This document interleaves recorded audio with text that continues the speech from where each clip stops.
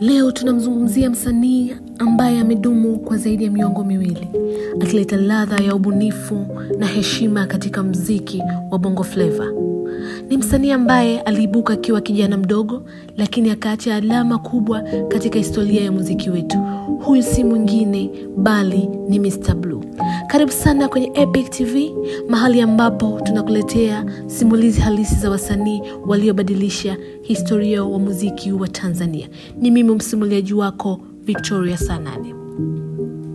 Safari yake ni hadithi ya ndoto, mapambano, upendo na uthubutu. Karibu tujifunze kupitia maisha ya msanii huyu ambaye alibadilisha ladha ya muziki wa kizazi chetu. Jina halisi la Mr. Blue ni Heri Samil Rajab. Alizaliwa mnamo mwaka 1987 jijini Dar es Salaam.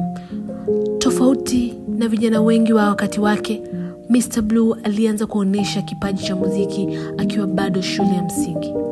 Wakati wenzake wakicheza mpira, yeye alikuwa akitunga mashairi na kuimba nyimbo alizoandika mwenyewe.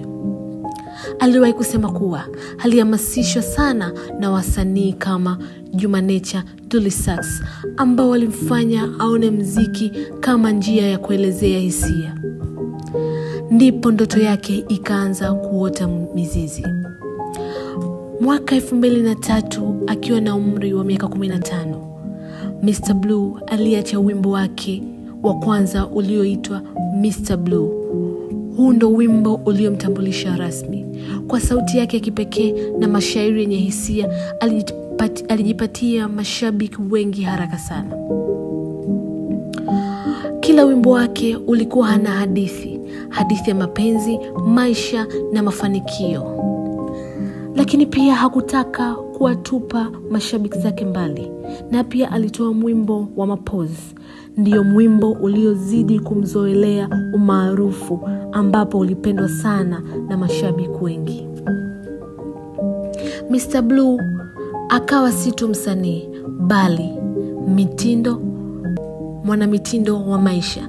Alijulikana kwa staili yake ya kipekee, mavazi ya rangi kali, miwani mikubwa, ujasiri wa kipekee jukwani. Kauli yake maarufu ilisema, sanaa ni uhalisia wa moyo, si maigizo ya umaarufu. Kauli ambayo ilimtofautisha na wengi na kumfanya kuwa mfano wa ubunifu na uthubutu. Kila alipokuwa akipanda jukwani, mashabiki walijua watapata kitu kipya, vibe ya kweli ya Bongo Flava. Lakini safari yake haikuwa rahisi. Mr. Blue alipitia kipindi kigumu cha maisha, changamoto za kifedha, migogoro ya kimuziki na ukimya uliofanya mashabiki wake waulize, yuko wapi Mr. Blue? Lakini kama msemo usemavyo, nguli halali anaweza kupumzika, lakini hawezi kufa. Wimbo wake Mapozi ndio uliomrudisha tena kwenye chat, ukampatia umaarufu mkubwa hadi Kenya, Uganda na nchi jirani. Wimbo huo ukawa mlango wa pili wa mafanikio yake, na mashabiki wakasema kwa sauti moja, Mr. Blue amerudi. Licha ya mafanikio yake, Mr. Blue amekuwa mtu wa familia. Ameoa mrembo aitwaye Walda, ambaye amekuwa nguzo ya upendo na utulivu wake. Wana watoto na familia yao imekuwa mfano wa heshima katika tasnia ya muziki. Pia Mr. Blue ana mapenzi ya dhati na familia iliyomtoa mbali, haswa wazazi wake. Kinachoshangaza zaidi, kwenye shingo yake amechora tattoo yenye tarehe 17 Disemba 2012, kumbukumbu ya siku aliyopoteza mama yake mzazi. Tattoo hiyo ni ishara ya upendo na maumivu ambayo yalimpa nguvu mpya ya kupambana. Mr. Blue si tu msanii bali ni mlezi wa vipaji. Amewahi kumsaidia msanii, au tuseme amewahi kuwasaidia wasanii, ikiwemo Diamond Platinum, akiwashauri na kuwapa nafasi ya kuanza safari zao.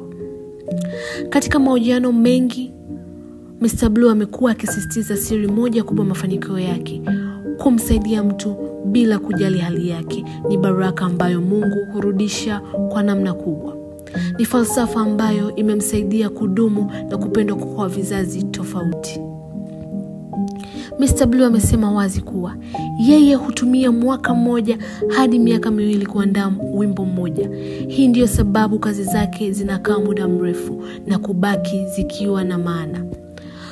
Mwaka 2023 alisherehekea miaka 20 kwenye muziki. Tukio hilo liliashiria kudumu kwake katika tasnia ngumu ya Bongo Flava. Leo hii muziki wake bado unasikika redioni, mitandaoni na kwenye harusi nyingi. Mr. Blue ameandika jina lake kwenye historia ya muziki wa Tanzania kama nguli wa kweli wa kizazi cha pili cha Bongo Flava. Na pia Mr. Blue kwa sasa